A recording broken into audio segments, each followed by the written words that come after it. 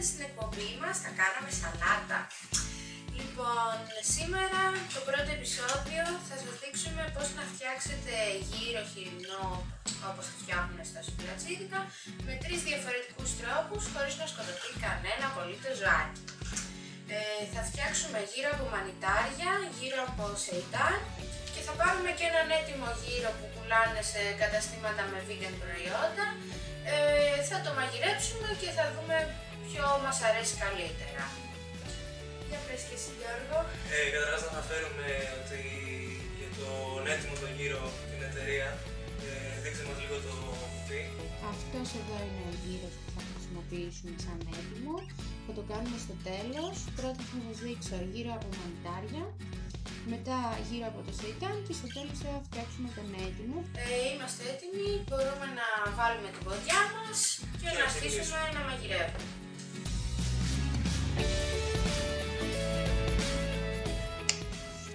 Τα ποτσάνια και δεν χρειάζεται να χρησιμοποιήσουμε μαχαίρι, είναι πάρα πολύ απλά, τα κόβουμε με τα χέρια σε μικρά κομματάκια, σαν το γύρο.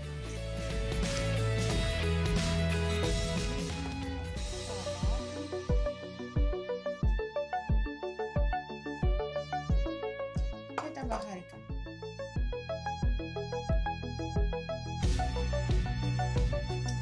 Ιδανικά θα ήταν αυτή τη μαρινάδα που ετοιμάζουμε τώρα και να ανακατεύουμε να πάει παντού, να το έχουμε αφήσει τουλάχιστον μία ολόκληρη μέρα μέσα στο ψυγείο για να πάρει τη γεύση των υλικών μας, αλλά όχι ότι έτσι δεν θα βγει ωραίο.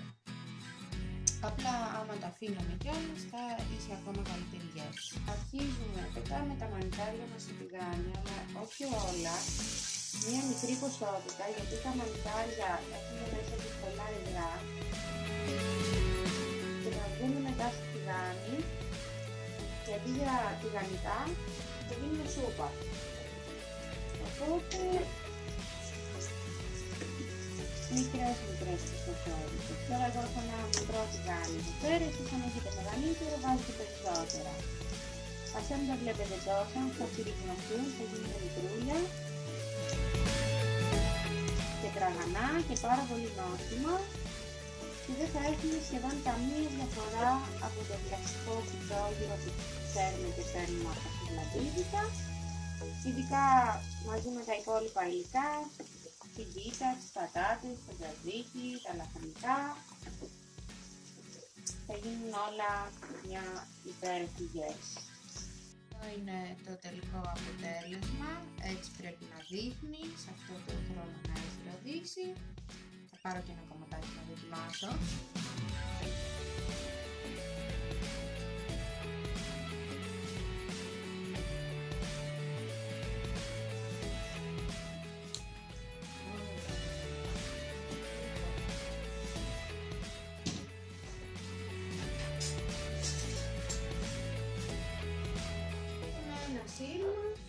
Ανακατεύουμε τα υλικά μας.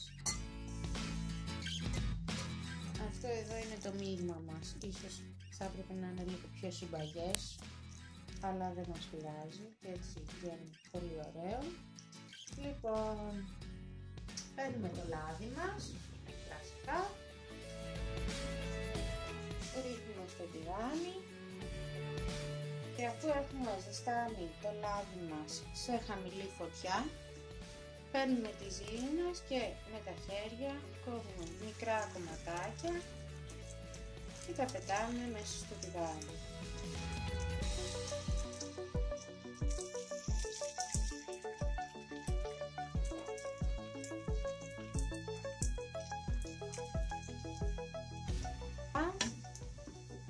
Χρησιμοποιούμε πάλι τον ίδιο τρόπο με το χαρτί κουζίνας.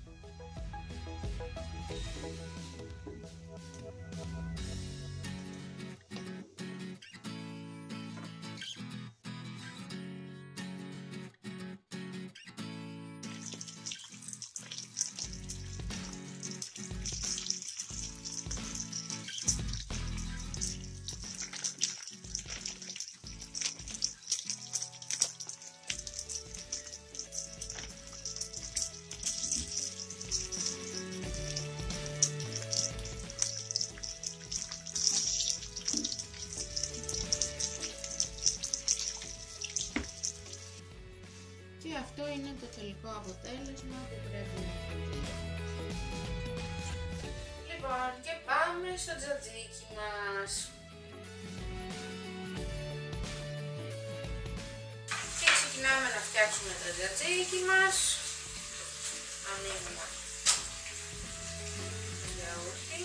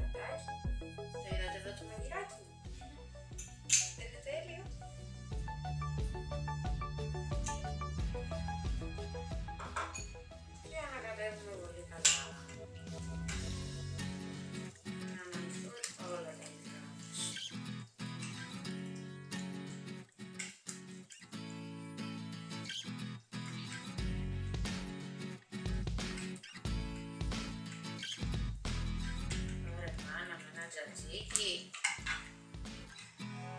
Τρελαίνομαι. Οπότε το βάζω στο ψυγείο και το αφήνω για να δέσουν όλα τα υλικά.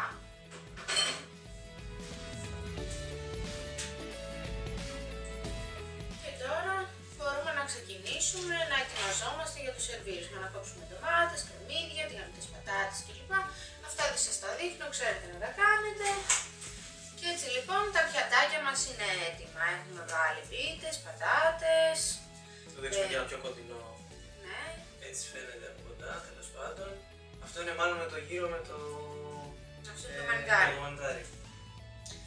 Λοιπόν, να προσθέσω και λίγη πάπρικα.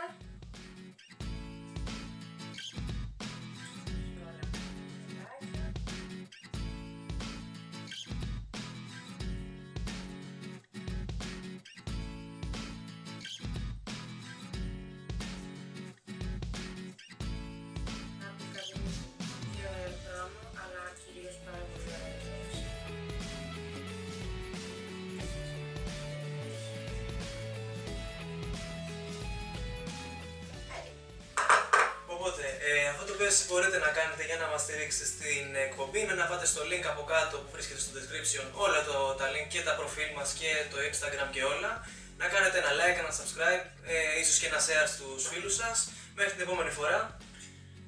Που θα μας ξαναδείτε με την επόμενη συνταγή, την οποία δεν θα σας τη λέμε, θα τη βλέπετε κατευθείαν.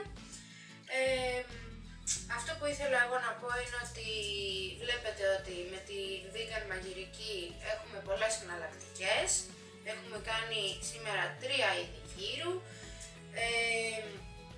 και στην τελική δεν είναι ανάγκη να είστε vegan για να τα κάνετε. Μπορείτε απλά να θέλετε να δοκιμάσετε κάτι διαφορετικό.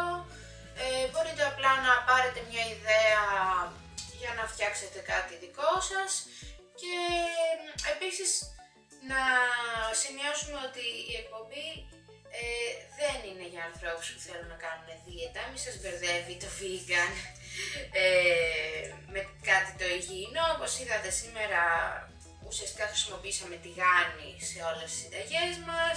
υπάρχουν πατάτες, υπάρχει πολύ γλουτένη. Δεν είναι για να δυνατήσετε, είναι για εμάς τους χοντρούς που θέλουμε να παραμείνουμε χοντροί. Αυτά. Γεια σας. Είναι και σχετικά φτηνό κιόλας. Ας πούμε, όχι όλα μαζί. Νόμιμο ότι πιο φτηνό θα του βγει κάποιον να πάρει τα μανιτάρια και να φτιάξει. Θα του βγει και σε μεγαλύτερη ποσότητα το να φτιάξει. Ναι, σίγουρα. Εντάξει, τα μανιτάρια ήταν το πιο φτηνό υλικό που χρησιμοποιήσαμε σήμερα. Γενικά, εντάξει, υπάρχουν ακριβά υλικά, υπάρχουν και φτηνά υλικά.